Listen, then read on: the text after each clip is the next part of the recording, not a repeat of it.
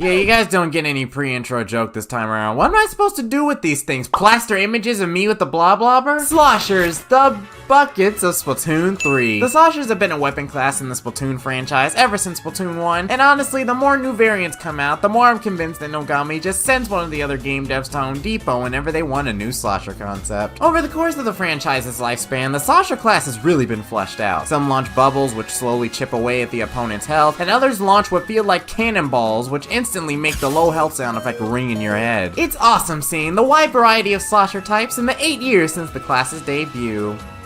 Oh my god, the Sloshers are almost a decade old. I'm putting myself in a home. I can't do this anymore. For players who just want the standard Slosher gameplay, you can use the original Slosher or the Spawn of the Devil. If you like to keep your distance, then the OG Slosher has a little more range than the Splattershot, and is one of the Sloshers with the least gimmicks attached. Whereas for more aggressive players, the Root of All Sin allows you to just use the reptilian part of your brain to mow down anything in your way. In case you can't tell, I really don't care for the Tri-Slosher. The people who use it are probably lovely, but I will never forget the Dark Ages that was the summer of 17. You're trying to wall peek with the wrong weapon class, Switch Mart. You have to carefully aim the tools in your kit to hit around these walls while I can just throw ink over them, and if I hit you, things don't end well. This guy pressed so many buttons and still lost to like 5 ZR presses. Personally, I wouldn't let that happen. I'm so happy there's always at least one variant of the standard Slosher in Splatoon games that gets the Splat Bomb. So that way when idiots do stuff like this that trap them in end-lag, I can do one singular slosh and let you reflect on how you got to this predicament before the bomb finishes you off.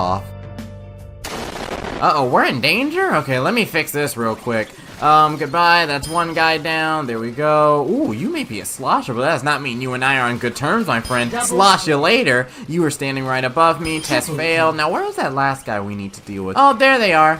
Team kill. Casual quad, just, you know, just normal Tri-Slosher things. If you're a Blaster Splatoon main that just needs to have that hit of dopamine you get from the direct sound effect, the Slosher machine gives you that luxury with a familiar amount of range. As opposed to the normal Slosher, whenever you hit someone with the center of a sloshing machine slosh, you deal a solid 76 damage and hear the same satisfying sound you would from a Blaster direct. Meanwhile, your opponent starts to hear church bells because they know that once you land one of these, they have about half a second to kill you before they're sent back to the Starbucks cappuccino machine. I know for a fact that the second their brains register the direct they got, every sloshing machine user leans forward by about 25 degrees in their chair. Make way for the best Slosher in the game! Why would people use the regular Slosher? Hearing that sweet direct sound gives me purpose in life.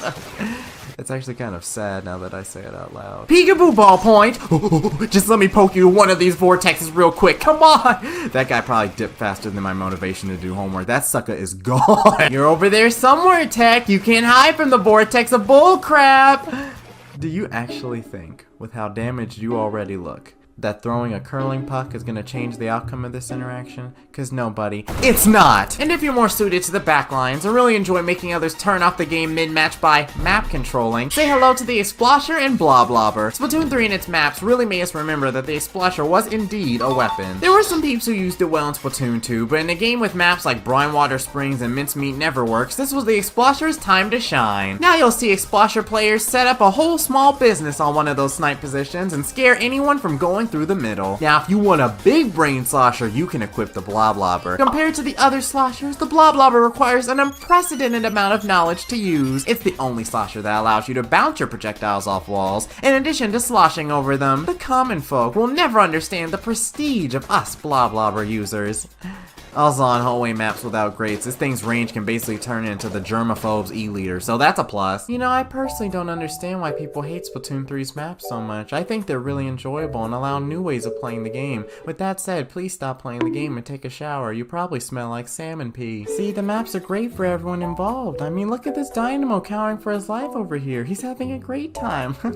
I paid $60 for this experience. I have graduated at the top of my class in mathematics and butt whooping, so I'm gonna prove that today. If I swing these blobs at a low enough angle, I should be able to hit that faraway target right there. Now where do you think you're going, Splatana Scamp? If I throw my bubbles parallel to the floor I'm standing on and they don't bounce, then the answer is back to mommy. This thing storm should slow them down, so if I throw my bubbles just above the horizontal axis, it should bop both of them before they have time to escape. Oh, would you like to witness my mathematical prowess as well? Oh my god, I haven't seen someone run away from trigonometry that fast since high school. And of course, we can't forget about the Dread Ringer, the Big Mac of the Slosher class and the whole reason I'm even remaking this video. You know how most burgers have one patty between 2 buns and some lettuce, and the Big Mac just decided to double that because diabetes is fun? That's exactly what the Dread Ringer is. Now, it is slower than a normal Slosher, and each slosh deals less damage because it'd be busted otherwise. So if one slosh doesn't do the job, Dread Ringer players grip their weapons harder than the fist at the top of the chum bucket, hoping they get their next pair of sloshes out in time. It does feel like I just ate a quarter pounder with cheese every time I pick up this thing.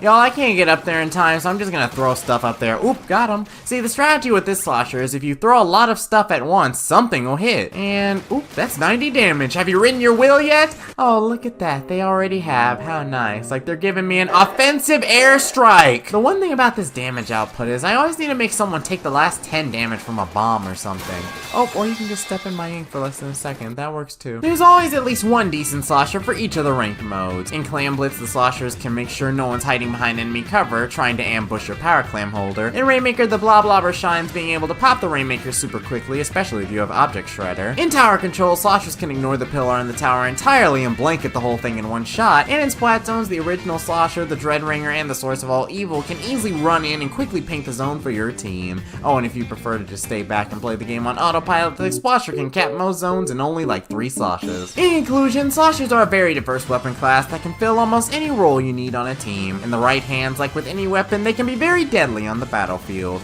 I swear, name another multiplayer game that has had its meta be dominated multiple times by plastic buckets. Only in Splatoon can you see that type of stuff. What weapon class do you want me to do next? Let me know in the comments, and remember to leave a like and subscribe to Outstar716 for more content on Splatoon 3 and other things gaming, since we're only 500 subs away from 70k. I'll see you all next time.